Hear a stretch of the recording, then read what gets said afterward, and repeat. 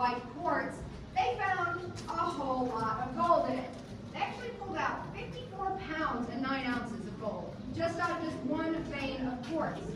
Now, if you had that much gold today, that's about a $2 million payday. So the guys were pretty happy to find all that, right? But there was a little issue with it. It was not nice big gold nuggets like the guys wish they could have found. What they were actually finding were these teeny, tiny little pieces. They were the same size as a single grain of baking flour. So they called them flour gold. If you ever tried to pick up a pile of baking flour with just your hands, you might know you can't really get one piece at a time.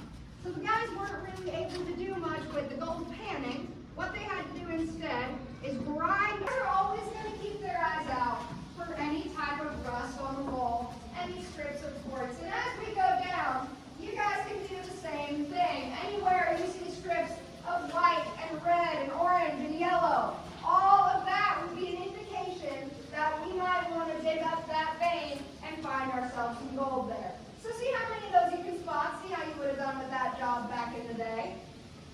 But if you guys go up to the abandoned gold mine, I imagine you might want to know how much gold is left in it, right? That's good information to have. So when they bought this place in 1985 and they brought out some people from the government to become a National Historic Site, one of those government guys was called an assayer, and he took a look at the value of the mine, what was left in it, all of that. He estimated that those original miners left about 80% of the original gold in this mountain. So they really only scratched the surface of what was down here. They left the vast majority of the gold under this mountain. They also took a look at this vein of quartz over here, and as I said, in 1985, gold was only $20 an ounce. Today it ranges from $1,600 to $2,000, depending on the day. And back in 1985, he looked at this wall and he valued this vein of quartz at about $40,000. So today that's closer to $400,000. But we are not going to start mining it out. And some people might wonder why, if we have so much value in the wall.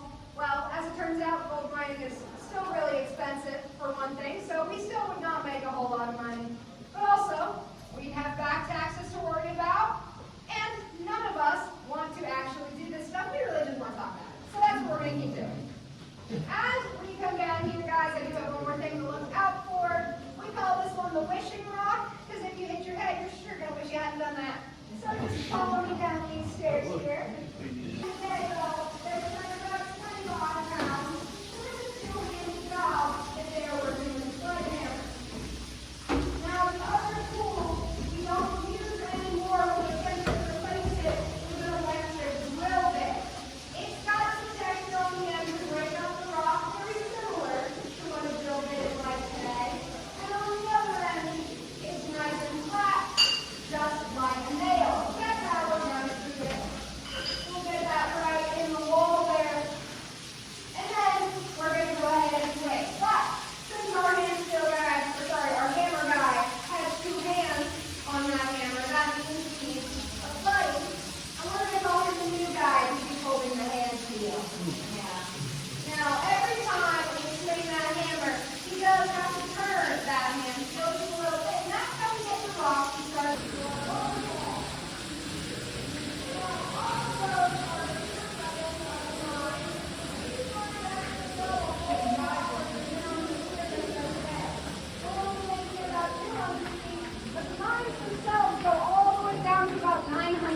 Underground. So there's a whole lot of tunnel down there that we don't have access to, and the main reason that we don't have access to it is all of that water you see down there. Now, the reason we have all that water down there is that back in the day while they were mining this place out, one of those guys made a little bit of a mistake. When he was swinging away his hand steel, he had placed that thing right on top of a water table.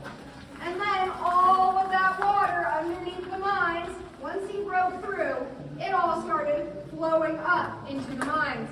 And that's a problem pretty quickly. The guys are going to be swimming while they do their work. So they have to fix that problem. Now, today our solution is easy. It's an electric pool pump that sits down there, and it just brings everything around to that waterfall. We get a nice little water feature out of it. Back in the day, it was a lot less nice. What they had instead of electric water pumps were the children of the guys who worked for them. Yeah, so if any of the guys had sons between the ages of 8 and 12, they might drag them along to work with them. And those kids would have been responsible for removing all of the water from these mines. And the tool they did that with is right back here. Right in front of you, my friend. I've got this big metal rod here. And these children would have been down here just swinging that back and forth for that same 12-hour shift as Dad. And it's nothing too crazy. At the end of that shift, though, technically they're not going to bring home any money. But Dad will get an extra 25 cents for each kid he brought along. So that's a pretty sweet deal, right? No, not really. It's fine. Once those kids graduate from the water pumping at age 13, they are going to get their own hand steel and their own 90 cents a day. So they'll get paid soon enough. Now, just for a bit of scale before we head out of this tunnel, you guys can all see that light down there in that water. But it might surprise you to learn that light is actually about 10 feet under the surface of the water. It is not on the surface. It is way down below. So that will just give you a bit of an idea how much water we're dealing with. So we'll start heading out this way off to our next stop.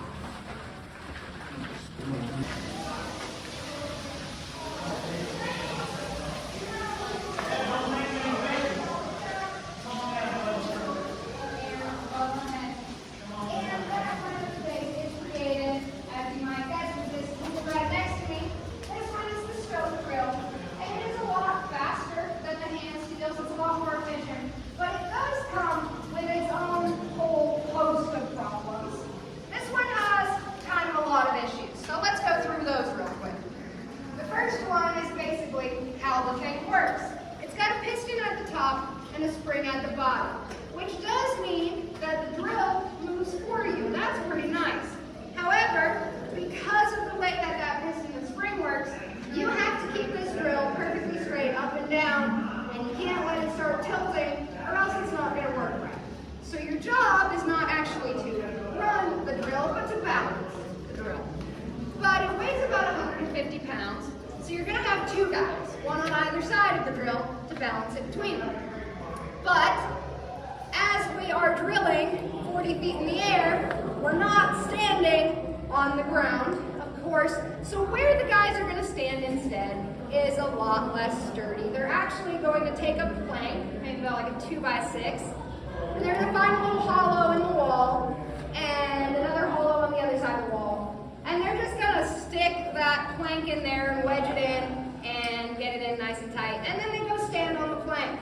They climb up there with their 150-pound jumping drill, and they're two fully grown guys who are strong enough to carry a 150-pound jumping drill. And they're just going to stand up there for the whole 12 hours and hope they don't fall off. But there's more they have to deal with than just balance. They also have to deal with our lovely friend, gravity. Because, of course, if you are drilling up and those rocks come loose, only one way they can go, my friends. But this, as it turns out, is actually a prop. We wear them because they look the part, but our miners, unfortunately, were a little bit early for that tool. Hard hats were invented after World War I. And as I said, we shut down in 1906, so we didn't have any of those down here. No hard hats, just a bunch of hard heads, which are actually a lot less effective at stopping falling rocks. But that is not their biggest problem. They have a much bigger problem, actually. Now that they are drilling so much faster, and they are drilling right next to all of those quartz veins, they're actually shaking up a lot more dust now than they were before. And this is not just any dust. All of this dust is coming from silica, coming from the quartz. And silica is what makes up glass and sand, and those do not eat packets and beef jerky and stuff. So as the guys start breathing in all of this dust that's getting shaken up, they're basically just breathing in blast for 12 hours a day with no breathing masks, no kind of breathing assistance. And as you might guess, they start to get a little bit sick. More than a little bit, in fact. They actually start turning blue and dropping because they can't breathe anymore. And we call that disease today silicosis, or miner's lung. And it's a lot like the black lung for coal miners, just a gold miner version. But because of that, this drill actually ends up getting a pretty somber nickname. They start calling this guy the Widowmaker because the guy's only lived to about 35 working with it. It's pretty sad.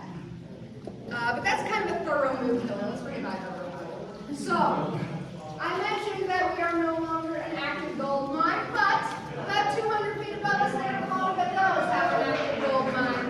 That up there, everybody, is the former Garden Center.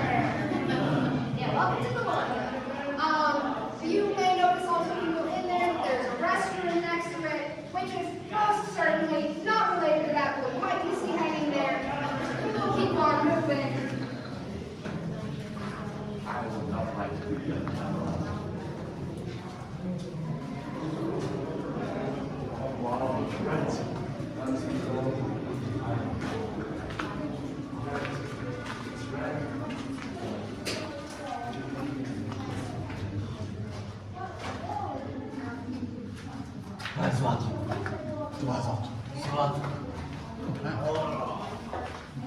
When we blast this out, we're going to tie up the fuses so they blast out in that order: middle, top, then bottom. By doing that, we actually make sure all of this rock is just going to crumble straight down. Excuse me. Straight down on itself. It's not going to blast every which way randomly. Sorry. It's just going to all fall right here. We'll pick it up nice and easy at the end there. Hopefully not. That's tickle in my throat. Sorry. Get a lot of cords in it. My throat's a little dry. I'll push through it, don't worry. So, we fill up all our holes. We fill them up with dynamite next. And then we have to blow it up. But to get the dynamite in there, we are going to need a tool. Just bear with me, just ignore it. It's a pretty special tool. It's a really big stick. So, I'm going to take my little piece of dynamite, shove it right in there, and then we just wiggle it back. Now, you don't want to cough like I am while you're doing this, because this stuff is actually super dangerous. You can really mess things up if you're not careful. It's very, very volatile. My goodness. It's made out of liquid nitroglycerin, which is very explosive. And it's got wax paper wrapped around it, which is very flammable. And then it's got a fuse. So you just have to be careful. You have to pay attention at all times. You can blast it off when you don't need to, very easily. Like, for example, if you coughed too hard and then boom! Now, the cough was not an act, it was real, but that was kind of convenient. Are the holes typically that deep? Yep. Oh. Yep, they're all going to go 6 feet. Now, an interesting thing about that is you're digging 6 feet, but you're not actually going to get 6 more feet of tunnel. You're only going to get about 3 to 4 feet. Dynamite won't blast all the way through. So that's a limitation of the material. And that is also why our tunnels would have been shorter back in the day. We have had to make them taller here for the tours. They used to be about 5 feet everywhere. So, once we fill this up with dynamite, we blast it off. But first, there is one other thing we need to talk about. It is the lighting down here. Now, we of course have these nice little LEDs, but those were not down here back in the day. So, let's take a look without those, huh? Whoa. No. I like your shirt. I have questions. Now, Dude. I have heard you don't know true darkness until you've been in a cave with the lights off. So, welcome to true darkness. But we won't stay for long. I brought us a light. Now, this is the kind of light our miners would have worked with Back in the day, they all would have been using little handheld candles. They did have light bulbs and oil lanterns at the time, but those were really too much of an investment to give to the guys down here. Much too much risk of breaking the equipment, or it doesn't work long enough, or it's gonna blow out too fast. It's a lot easier and more cost effective to just have candles down here. So at the beginning of every shift, each guy is gonna grab a couple candles. He gets 3 candles from the boss. Each one lasts 2 hours. I'm not great at math, but I'm sure that works for a 12-hour shift, right? No, not quite. That's why they have a buddy for most jobs, I think. So, we're gonna take our candles, we're gonna get to work. And if you're one of the scouts, that's really not too bad. Finding gold, or finding quartz, sorry, is actually pretty easy by this light. It shines really beautifully. But we have to do other stuff too. One of those things is hand steel mining. So let's think about that for a second. We've got one guy swinging a 25-pound hammer with both hands. So he's not holding a candle, right? Which means the new guy gets to hold the hand steel and the candle. Life's unfair. So he better hold that candle nice and steady if he wants all his fingers in the right shape at the end of the day, right? But there's one more very important thing the guys have to do by this light, and that is get away from that dynamite, right? So they're gonna tie up a nice long fuse. They want plenty of time to get away from it. So it's a 6-foot long fuse, and that gets them 3 minutes to find their way over to that safety tunnel. Now, there would have been a safety tunnel near each new tunnel they're working with. There's not just one for the whole mines. So they're gonna be fairly close to one no matter where they're working. But for us, the nearest one is the one we passed down there. So that's where our guys from this tunnel would be heading. So they're gonna get that fuse all tied up nice and long. They're gonna find the end and light it up. And then they're gonna run. Okay, aha! But that is a problem now, isn't it? I'm getting these lights back on. So if y'all see my pocket smoking, let me know. They can't run with a candle. So what they're gonna do instead, you might have seen me on the way in, I like to throw my hand up on the ceiling when we go through that short part. Kind of just because I can, but mostly because the miners would have done it too. Now, as I said, these tunnels were a lot shorter, so they're not actually reaching up, they're just crouching and putting their hand right in front of their face.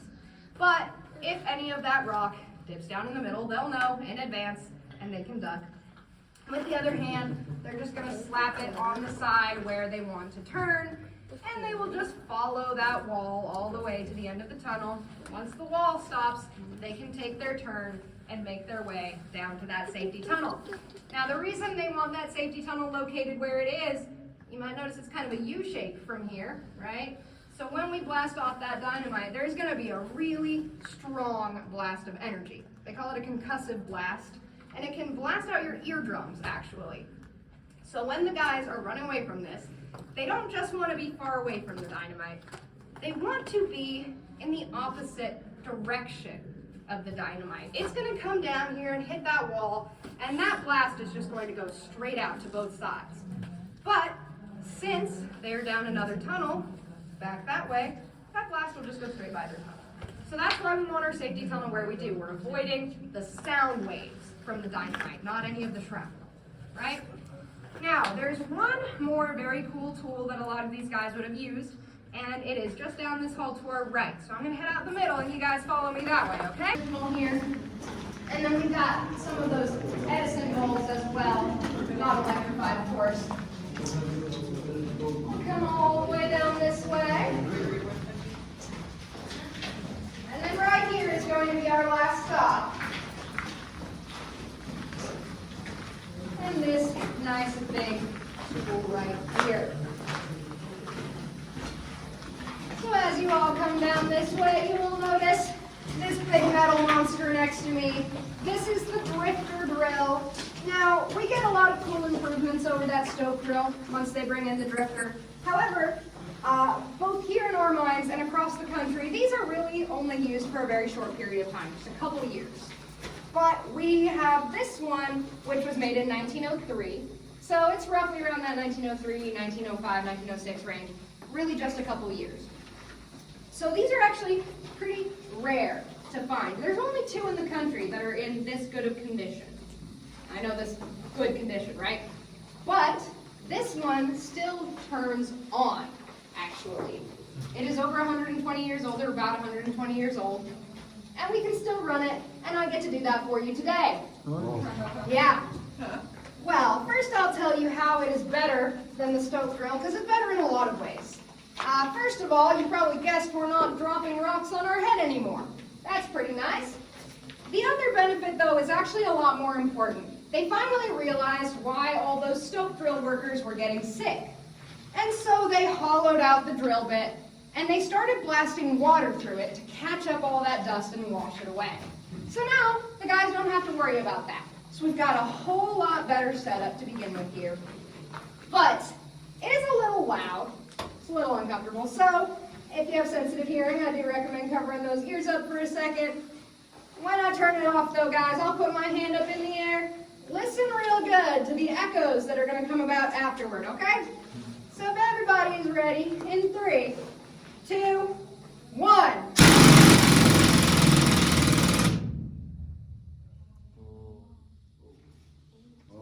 So, that's kind of cool, right? Now, an important thing to note about that is that we don't run this drill on full power because we want it to keep on lasting for a good long time. We only run this on 25% power, guys. Yeah. So our miners had it a whole lot louder. On top of that, they would have been hitting the rock wall, which I did not do here. They also would have had a couple of these running at the same time. And they would have had a couple hundred other miners somewhere else in the mines working on their tools. So it's going to be pretty crazy loud in here. Louder probably than your brain would know what to do with, to be honest. And because of that, these guys actually do go deaf, and it happens in only 3 months. Yeah. Now, that's a bit of a safety hazard if all of your guys are going deaf 3 months into their job. But they are making good money over here. They're making $2 a day. That's the best pretty much anyone is going to make besides that dynamite crew. And so they'll generally put up with that. But we do something to try to fix that deafness issue.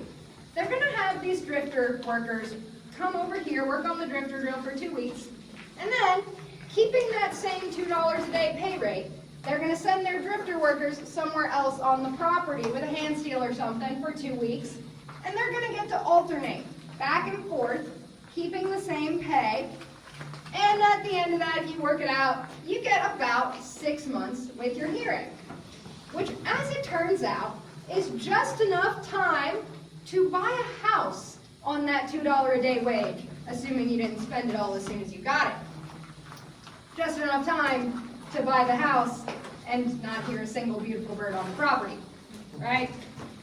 But when it comes down to it, that $2 a day goes a real long way towards putting food on the tables and roofs over the heads of the people they love, which is the main reason most of these guys do what they do. So despite any issues with this drifter drill, it's still really popular and the guys really do want to be working on this one. However, as I said, they only used it for a couple of years. They did go bankrupt pretty soon after they got it, and most of the country also stopped using them afterwards. So not many guys really did get the opportunity to be drifter workers. Was it possible back then to put some good country with ear protection on or anything like that? So funny thing about that, we shut down in 1906. Hearing protection was patented in 1907.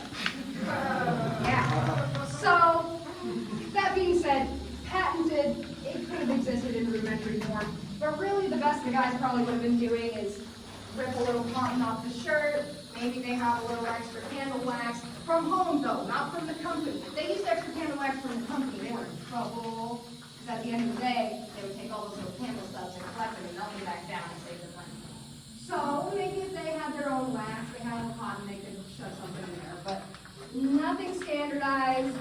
Really just if a guy was smart enough and resourceful enough to decide to do it, then he might have some help. But as we can see, it didn't do nearly as much as modern hearing. So, any other questions before we start heading upstairs? Alrighty, there you go.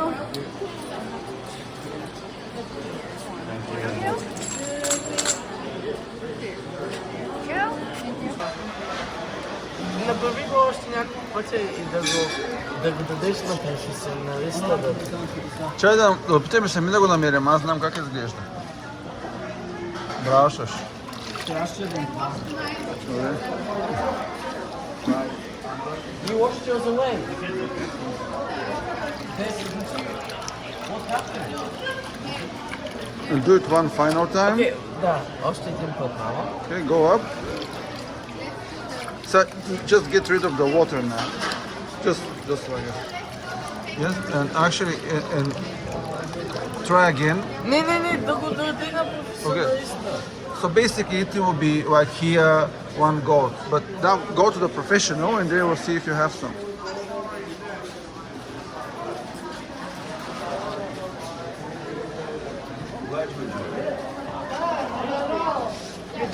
How long have you been doing this? Gold pattern. Almost 16 years. Does it pay well? Yeah. If you find gold. I eat good, can't you tell? Oh, nice. Yeah, you got your goat. Amazing. Wow. You got a piece right there. Just one, but you'll make sure a real gold miner. You're very welcome. You'll be invited to the miner Christmas party next year. I can help you out with that one, man. All you guys are like professionals. Look at the pan. That's gorgeous right there. You know, my friend, my job. Are you guys local?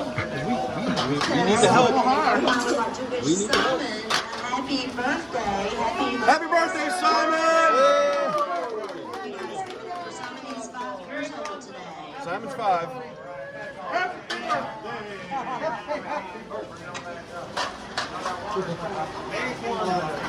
Isn't that there? Yep, it's right there. Oh, wow. Yeah.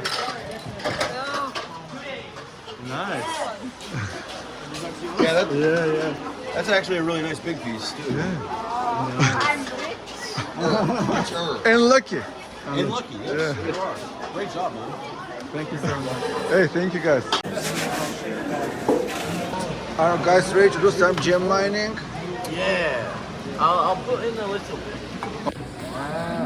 Това се мисля, че това как ти еквейтват умението ти за трениране на злато.